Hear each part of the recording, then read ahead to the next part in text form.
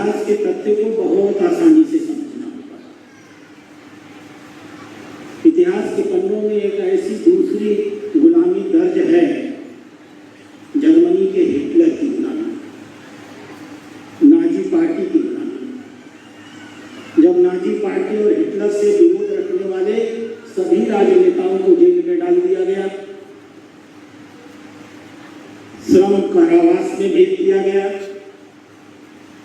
बहुत सारी औरतों का जो यहूदी समाज के थे उनका अपहरण और बलात्कार कर दिया गया, मीडिया पर पूरी तरह रोक लगा दी गई, सरकार ने अपनी एक अलग मीडिया विकसित कर ली, जुडिशरी को समाप्त कर दिया गया और देश में बहुत बड़ा आतंक, दुनिया में बहुत बड़ा आतंक पैदा हुआ हिटलर के कार्यकाल में। और हमने देखा है दुनिया को हिटलर के नाते 2 विश्व युद्ध लड़ने पड़े। वो देश गुलाम था जिसने पूरी दुनिया को बर्बाद कर दिया। अब जो परिस्थितियां मैंने आपको हिटलर के जमाने की बताई, आप में से जो पुराने लोग होंगे, नए लोगों को तो पता ही नहीं होगा, आप में से जो पुराने लोग होंगे वो कल्पना करके देखिए 25 जून 1975 को इस देश में जो गुलामी, जो पराधीनता की जंजीर से भारत को जकड़ा गया, क्या हिटलर की तरह विरोधियों को मारा नहीं जा रहा था? क्या हिटलर की तरह चुन चुन करके विरोधी पार्टी के परिवार के लोगों की हत्या नहीं की जा रही थी? क्या पत्रकारिता पर पूरी तरह प्रतिबंध नहीं लगा दिया गया था? क्या जुडिशरी को पूरी तरह 25 जून 1975 के बाद इस देश में गुलाम नहीं बना दिया गया था? 1939 में जो हिटलर ने किया, 1975 में वही काम इस देश में कांग्रेस पार्टी की सरकार और श्रीमती इंदिरा गांधी ने किया। इस देश की आजादी के लिए न जाने कितने बलिदान हुए हैं। माननीय अध्यक्ष जी ने चर्चा किया सुभाष चंद्र बोस, ऐसे हजारों हजार नौजवान थे जो देश की आजादी के लिए सर बचाने को तैयार थे और उन्होंने सचमुच फांसी की सजा को फंदों को चूम चूम करके अपना बलिदान कर दिया। इस देश की 1 लाख महिलाओं ने देश को आजाद कराने के लिए अपनी आहुति दी थी। 1 लाख। इतिहास के पन्नों में आप उनका नाम कहीं नहीं पाएंगे।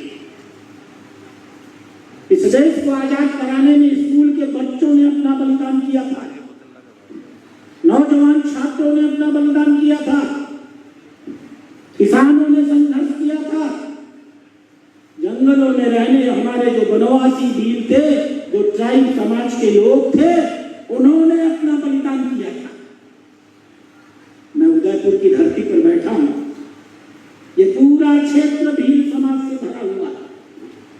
हम भूल सकते हैं भील समाज ने इस देश की आजादी को बनाए रखने के लिए राणा कुंजा के नेतृत्व में जिस प्रकार का संघर्ष किया, क्या उनके त्याग और बलिदान को भूल सकते हैं?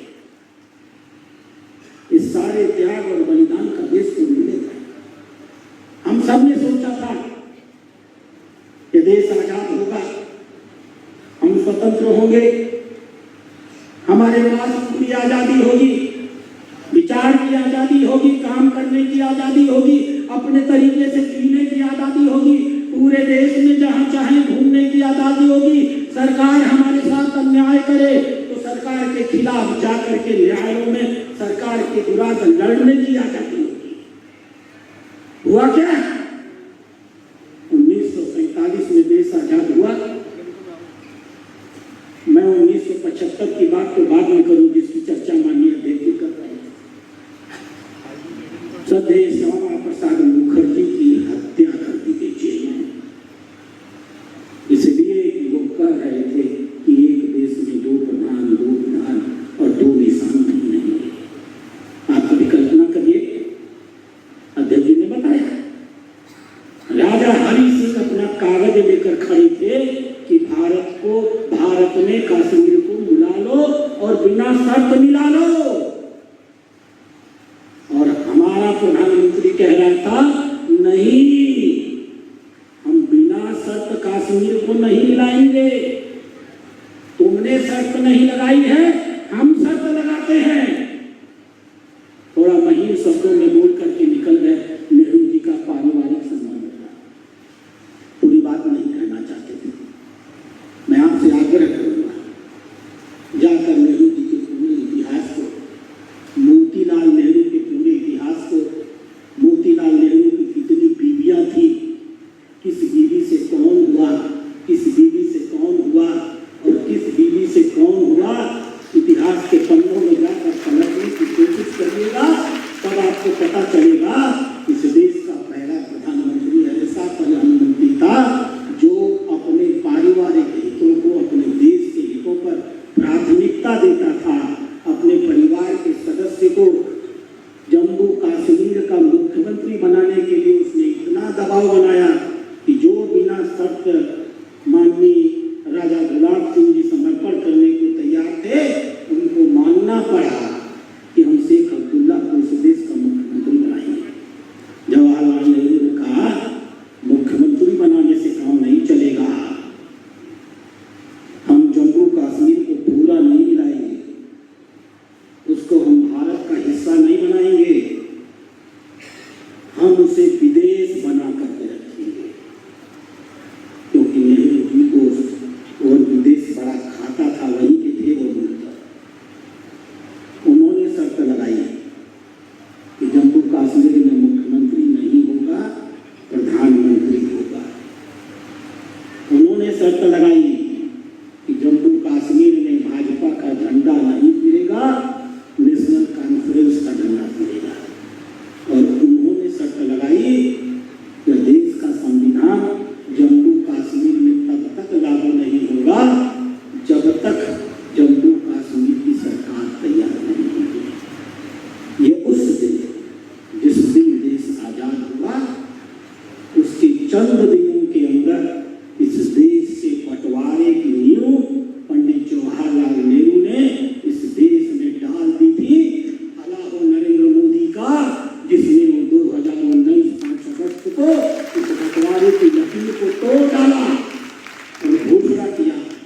श्यामा प्रसाद मुखर्जी अगर कहते थे तो हम उसको करके दिखाएंगे, जम्मू और कश्मीर भारत का अभिन्न हिस्सा रहेगा। आप जानते हैं इस 370 को हटाने का, यह 370 संविधान में अंबेडकर के कहने पर नहीं जोड़ा गया था। यह 370 सरदार पटेल के कहने पर नहीं जोड़ा गया था। यह 370 पंडित जवाहरलाल नेहरू के दबाव में जोड़ा गया था। आप सबको आभारी होना चाहिए भारत के संविधान में माता भीमराव अंबेडकर का, जिन्होंने यह शर्त लगाई कि मैं 370 की धारा जोड़ तो दूंगा लेकिन इसे अस्थायी नहीं बनाऊंगा। भीमराव अंबेडकर ने अगर उस 370 की धारा को अस्थायी न बनाया होता, अगर वो अस्थायी धारा बन गई होती तो आज तक जम्मू कश्मीर भारत का हिस्सा नहीं होता। मैं क्यों बता रहा हूं आपसे, यह कांग्रेस के डीएनए का हिस्सा है। आपको स्वप्नजीवी दिखेंगे नहीं, उनसे बड़ा कोई वैचारिकता नशा नहीं था। वो सर्वात्म सत्ता पर नियंत्रण करना चाहते थे। वो कहा करते थे देश की आजादी के लिए, देश को आजाद बनाए रखने के लिए भारत की सेना की जरूरत नहीं है। आजादी के बाद भारत की सेना भंग कर दी जाएगी। आपने ऐसा कोई प्रधानमंत्री देखा जो देश की सुरक्षा के लिए सेना पर लड़ने वाले सैनिकों के बारे में कह रहा था हमें इस सेना की जरूरत नहीं है, हम इस सेना को भंग कर देंगे। 1962 में जो चीन का युद्ध हुआ और हम बुरी तरह पराजित हुए, हमारी 38,000 वर्ग फीट जमीन पर चीन ने कब्जा कर लिया और पंडित जवाहरलाल नेहरू ने सदन में भाषण दिया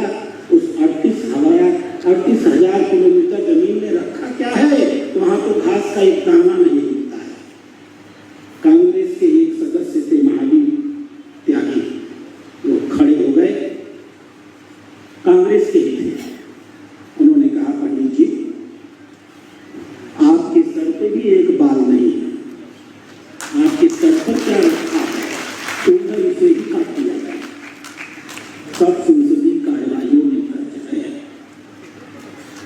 और इसलिए जो अपमान हमने 1962 में झेला, जिन जमीनों पर हमारे कब्जा हो गए, चीन से प्रशिक्षित नागरिक आधुनिक शस्त्र लेकर आते थे, हमारे सैनिकों के पैर में पहुंचे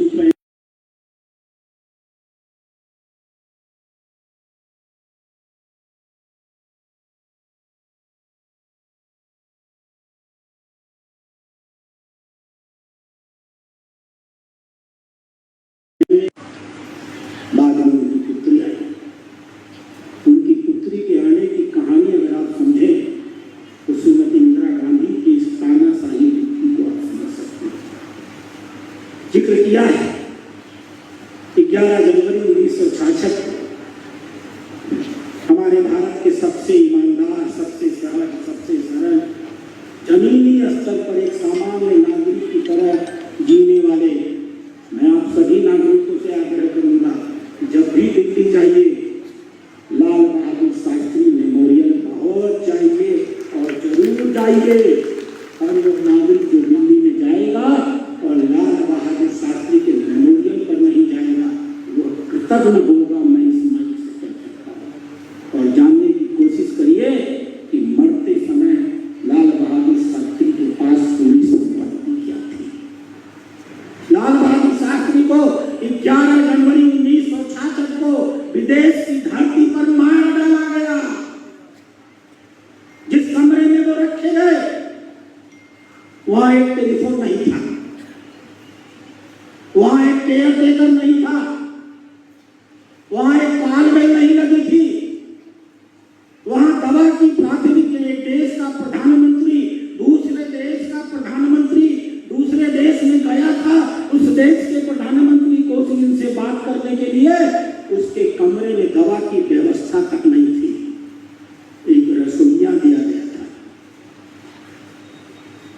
जिसने शास्त्री जी को खाना खिलाया। खाना खाने के बाद रात में उनकी मौत हो गई और वो रसोइया पाकिस्तान भाग गया। उसके भागने की व्यवस्था कर दी गई।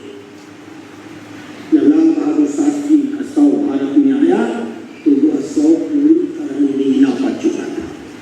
आप सभी पढ़े लिखे लोग हैं, एक भी ऐसी मौत होती है, पुलिस के बंधु यहाँ खड़े हैं, एक भी ऐसी मौत होती है जिसमें मृतक का शरीर पूरी तरह से नीला पड़ जाए तो आप पोस्टमार्टम कराते हैं कि नहीं कराते? एक भी नागरिक कहीं मर जाए संदेहास्पद में तो उसका पोस्टमार्टम किया जाता है, FIR लिखी जाती है, विवेचना होती है।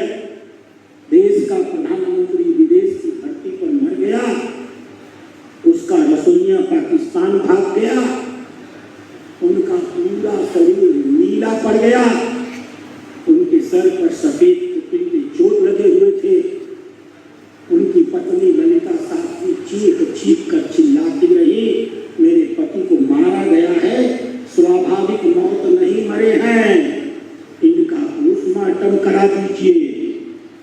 श्रीमती इंदिरा गांधी ने ललिता शास्त्री की एक नहीं सुनी, कोई FIR नहीं हुआ, कोई पोस्टमार्टम नहीं हुआ और उनका शरीर जला दिया गया। समझने वाले हम होते, जागरूक नागरिक हम होते, लोकतंत्र का अर्थ हम समझ रहे होते, अपने मान सम्मान की लड़ाई को हम लड़ रहे होते, सत्ता के कुकर्मों का हम विरोध कर रहे होते, तो हम ललिता शास्त्री के साथ खड़े होते और कहते नहीं, हमारा यह ईमानदार प्रधानमंत्री, आपको मालूम है वो प्रधानमंत्री बनारस के रामनगर में रहते थे, गंगा नदी बीच में पड़ती थी, अपने पीठ पर किताब लाद करके, इतने गरीब थे वो कि अपनी पीठ से किताब लाद करके तैर करके रामनगर से होकर के बनारस जाते थे और वहाँ पढ़ाई करते थे।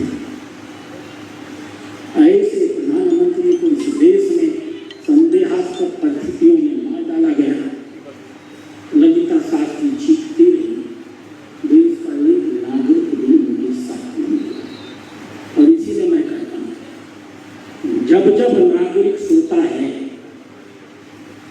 तब तब लोकतंत्र बनता है। 14 दिन के अंदर 11 जनवरी को हत्या हुई और 13 दिन बाद 24 जनवरी को श्रीमती इंदिरा गांधी उनकी लाश पर प्रधानमंत्री बन गई। आप सबने, आपने जो पुराने लोग होंगे, नए बच्चे तो नहीं जानेंगे। मैं कल एक कार्यक्रम में था मैंगलोर में, ऐसे ही ढेर सारे बच्चे आए थे। मैं उनसे पूछ रहा था कि तुमने कभी लाल बहादुर शास्त्री का नाम सुना?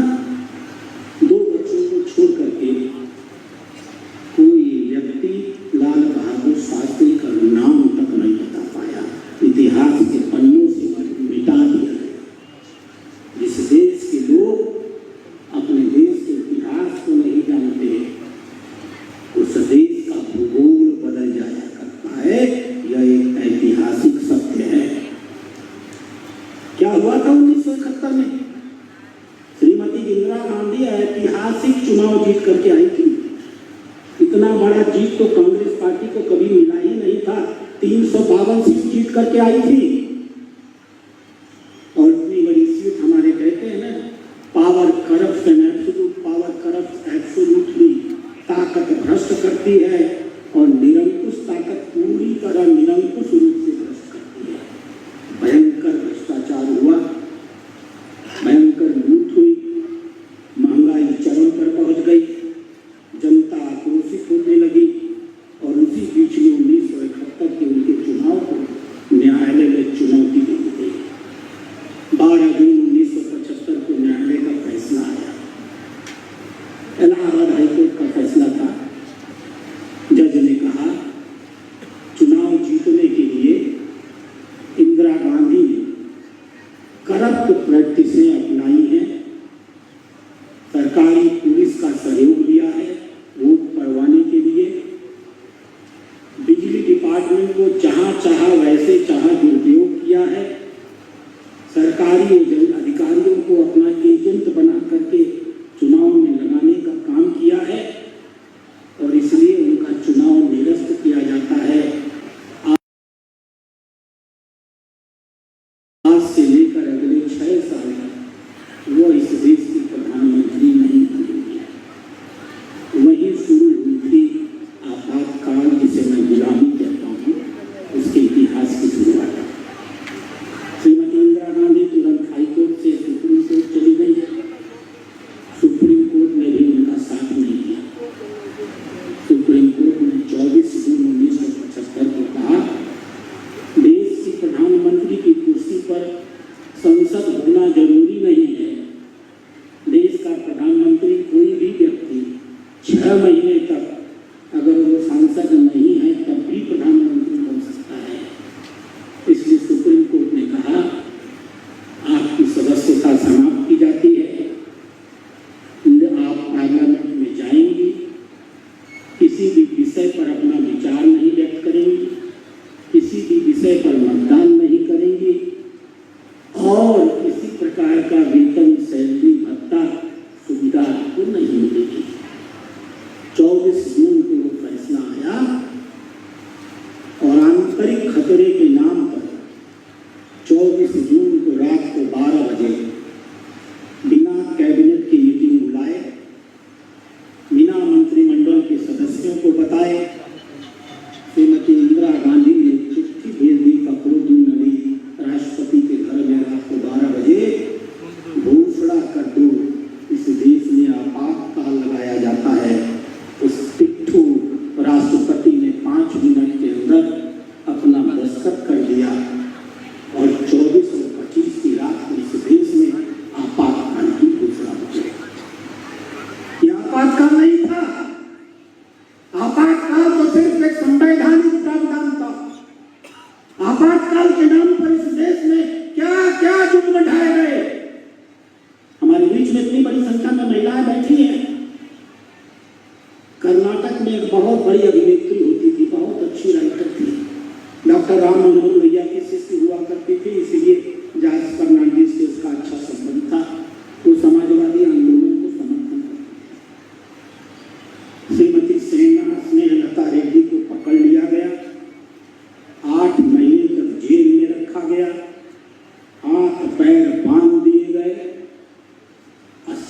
कष्ट दिया गया। लेटे लेटे वो लैट्रिन करती थी और मलमूत्र का विसर्जन करती थी। अटल बिहारी वाजपेयी इसी जेल में भर्ती थे। लाल कृष्ण अडवाणी बंगलौर के उसी जेल में थे। समाजवादी आंदोलन के नेता मधु दंडवते उसी जेल में थे। उन सबने अपने रामायण में लिखा कि स्नेहलता रेड्डी को जेल के कमरे में, एक 7x7 के कमरे में किस प्रकार से सजा दी जाती थी, सिर्फ इस डर के नाते कि वो जॉर्ज फर्नांडिस की सहयोगी थे। करते करते उनका शरीर समाप्त होने लगा। सरकार ने देखा कि वो जेल में मर जाएंगी, इसलिए 15 जनवरी को उनको रिहा किया और 20 जनवरी को मर गई। ये था मैं इसीलिए से पराधीनता कहता हूँ। 1,40,000 लोग इस देश के चाहे किसी भी राजनीतिक दल के रहे हों, अगर वो कांग्रेस के नहीं थे और कांग्रेस के ही रहे हों, इंदिरा गांधी के चमचे नहीं थे, चाहे वो चंद्रशेखर हो, चाहे वो मोहन धारिया हो, चाहे वो रामधन हो, ये सब स्टैब्लिश कांग्रेस नेता थे। इन सबको पकड़ के जेल की सिक्चों में डाल दिया गया। उन छात्रों को और छात्र नेताओं को दिल्ली यूनिवर्सिटी से लेकर के कर्नाटक और केरल तक जिस भी नौजवान ने इस गुलामी के दौर का विरोध करने की कोशिश किया, उसे जेल के सिक्चों में डाला गया। मैं आपको केरल की एक घटना बताता हूँ। केरल के एक थाने में नक्सलवादी लोगों ने आक्रमण किया।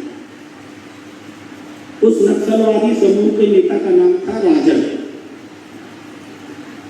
राजन को पुलिस पकड़ नहीं पाई। गंगा करम साहब समय गृह मंत्री हुआ। पुलिस ने घोषणा किया उस कस्बे में जितने राजन नाम के लड़के हैं सबको पकड़ लिया। बेचारे राजन नाम के सारे लड़के पकड़ के जेल में डाल दिए गए। उसमें केरल का एक सामान्य छात्र पी राजन भी था। 1 मार्च को पकड़ा गया। 2 मार्च को इतनी पिटाई की गई कि 2 ही मार्च को मर गया। बाद में सरकार ने कहा कि नहीं, ये वो मार्क्सिस्ट नहीं है, हो गया, गलती हो गई। यह आतंक था। आपने चित्र लगाया है बाहर, आप में से बहुत से लड़कों ने, मंगों ने नहीं देखा होगा, चले आए होंगे। मेरा आपसे आग्रह होगा जाने के पहले ये प्रदर्शनी जरूर देखिएगा। ये प्रदर्शनी आपको सच बयान करेगी। उस प्रदर्शनी में एक जगह लिखा है, मैं आते समय देख रहा था, कर्नाटक में सजा देने का दंड एरोप्लेन हरासमेंट। क्या होता था एरोप्लेन हरासमेंट में मालूम है? ये पुलिस वाले जानते हैं। आदमी को लिटा करके उसके हाथ पीछे बांध दिए जाते थे, फिर उसकी पीठ में रस्सी लगा करके चरखी के माध्यम से उसको छत से लटका दिया जाता था। वो आदमी ऐसे ही लेटा रहता था और फिर उसकी पिटाई का दौर शुरू होता था, जिसमें से अधिकांश मर जाते थे। कर्नाटक की सरकार में देवराज अरस साहब मुख्यमंत्री थे। कर्नाटक की सरकार में श्रीमती इंदिरा गांधी की चमचई में इतना बड़ा कांड रचा था। जुडिशरी की हालत में थी कि एक भी जज ऐसा नहीं था जो अपने मन से फैसला दे दे। आप में से कुछ लोगों ने सुना कुलदीप नैयर का नाम। कुलदीप नैयर को भी गिरफ्तार किया गया था। इंडियन एक्सप्रेस के वो सीनियर एडिटर होते थे। उनकी हैबियस कार्पस पड़ी। 2 जजों ने उनकी सुनवाई कर लिया। एक का नाम था एस रंगनाथन और एक का नाम था R Agarwal. R Agarwal supreme court में, R Agarwal Delhi high court में एडिशनल जज थे, अस्थायी नहीं हुए थे। श्रीमती इंदिरा गांधी ने घोषणा कर दिया इनको कभी अस्थायी नहीं किया जाएगा। उस एडिशनल जज को डिमोट करके सेशन जज बना दिया गया। दूसरा जज था रंगराजन। उस बेचारे को दिल्ली से चारों ओर देश में जजों के साथ ऐसा ही होता रहा। 200 जज इस देश में प्रताड़ित किए गए। और मित्रों, आपको जानकर आश्चर्य होगा, 30,000 कोर्ट में संजय गांधी के गुंडों ने घुस करके 200 चैम्बर डिमॉलिश कर दिए, गिरा डाले। और जिन वकीलों ने विरोध किया, ऐसे 47 वकीलों को पकड़ करके 19 महीने जेल दी गई।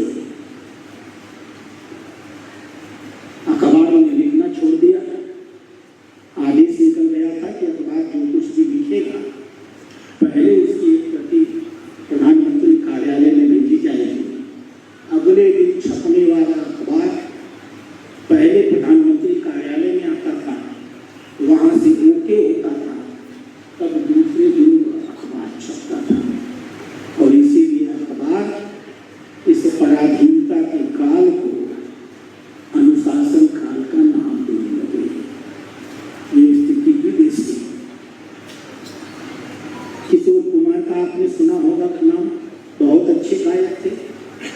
उन्होंने विरोध किया तो देश में उनके ऊपर बंदी लगा दी गई। कोई फिल्म में उनको अपने गाने के लिए नहीं बुलाएगा, देश में किसी भी सरकारी मीडिया पर उनका गाना प्रसारित नहीं किया जाएगा। यहाँ तक कि एक उनका और लता मंगेशकर का डुएट गाना था, दो मियां दो स्त्री पुरुष मिलकर गाते थे। लता मंगेशकर ने पुरुष स्त्री वाला भी गाना गाया और लता मंगेशकर ने ही पुरुष वाला गाना गाया। मनोज कुमार जैसा राष्ट्रवादी पिक्चर बनाने वाला, उसको जिस बुरी तरह से प्रताड़ित किया गया, इतिहास के पन्ने उसके गवाह है। फिल्म बनी किस्सा कुर्सी का, बैन लगा दिया गया।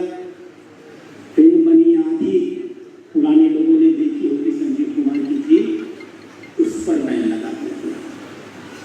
न जाने कितनी फिल्मों पर, न जाने कितनी टीवी कार्यक्रमों पर चारों ओर रोक लगा दी गई। सबके मुंह पर ताला बन गया। कोई नागरिक अपने मन की किसी बात को नहीं कह सकता था, किसी गलत बात का विरोध नहीं कर सकता था, अखबार में कोई बयान नहीं दे सकता था, कोर्ट में कोई मुकदमा नहीं कर सकता था। अगर इसको गुलामी न कहें दोस्तों तो क्या कहें? यह आपातकाल नहीं, आजादी के बाद देश की दूसरी गुलामी थी।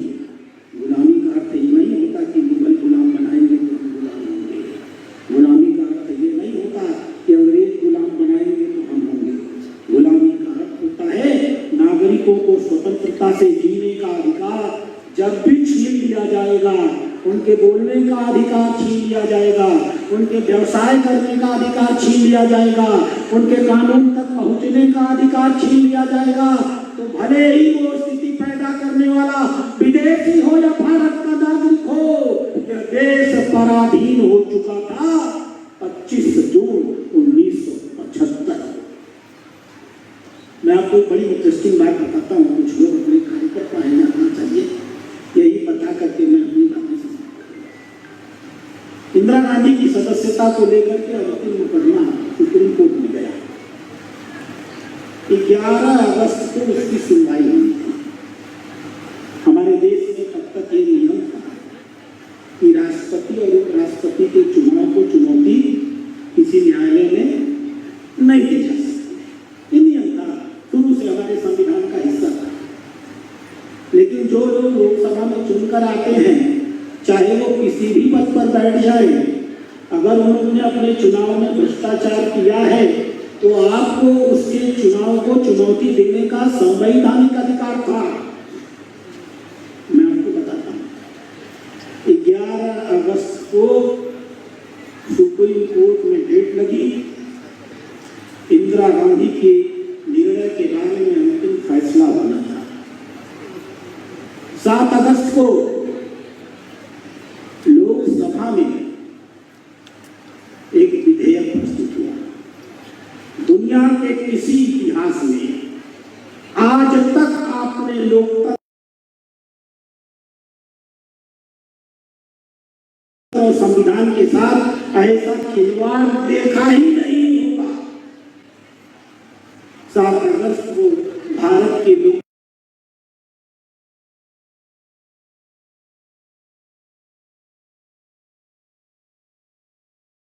लोकतंत्र में, भारत की लोकसभा में एक कानून मंत्री के चुनाव को इस देश में किसी भी न्यायालय में कभी भी चुनौती नहीं की जा सकती, चाहे वो किसी भी तरीके से चुन करके आया। और दूसरा, चूंकि मुकदमा चल रहा था, 11 अगस्त को अंतिम सुनवाई थी, इसलिए इस देश में इंदिरा गांधी ने अपनी उपस्थिति में एक कानून पारित कराया और व्यवस्था कर दिया उसी संविधान में, प्रधानमंत्री के लोकसभा के सदस्य में चुने जाने को लेकर के लगाए गए भ्रष्टाचार के आरोपों में यदि पहले भी कहीं कोई मुकदमा चल रहा है तो वह नल एंड वाइड हो जाएगा, वह समाप्त हो जाएगा और न्यायालय उसकी सुनवाई नहीं कर सकता। इस देश के लोकतंत्र की इतनी बड़ी हत्या होती रही और हम सब आंख मूंद करके उस हत्या को देखते रहे। 7 अगस्त को लोकसभा में पारित हुआ, 8 अगस्त को शुक्रवार था, माननीय सांसद जी भी हैं, आप जानते हैं शुक्रवार के दिन कोई सरकारी विधेयक नहीं आता। 8 अगस्त शुक्रवार को राज्यसभा में सरकारी विधेयक प्रस्तुत किया गया, उसको वहां भी पास करा दिया गया। तीसरी अड़चन थी, इस देश को 15 विधानसभाओं से कम स्वीकृति मिली थी। 9 अगस्त को शनिवार को देश की कोई संसद चलती है,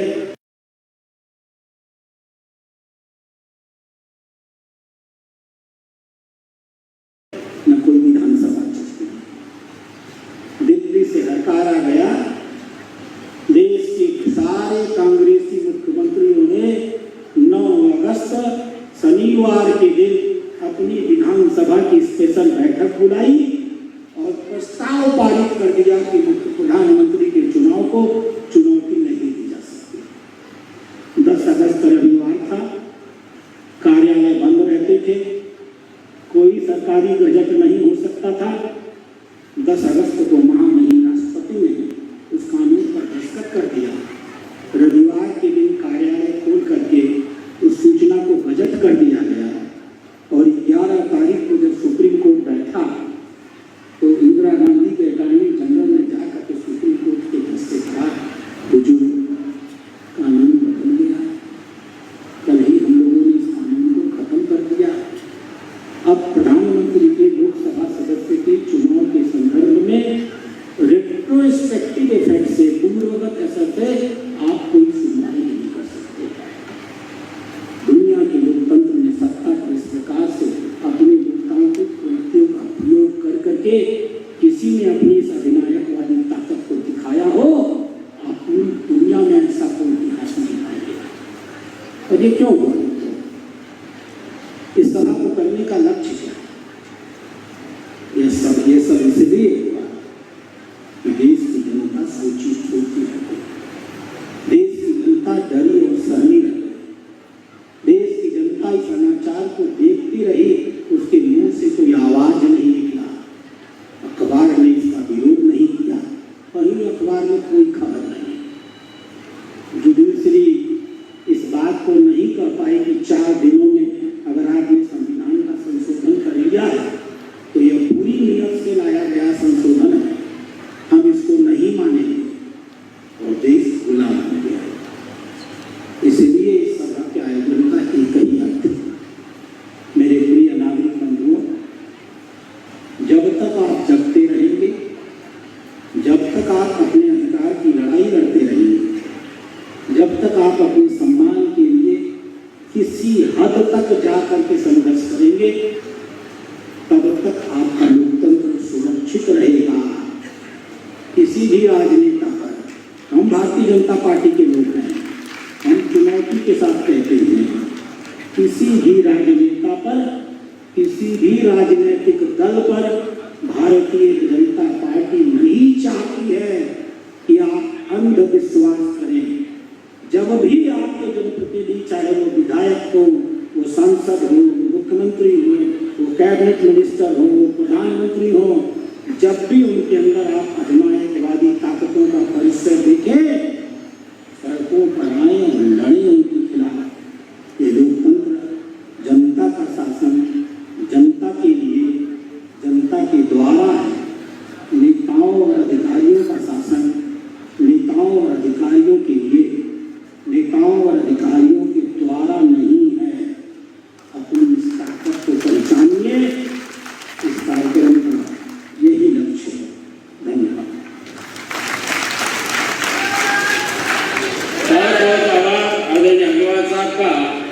जिन्होंने आपातकाल के देव राज्य को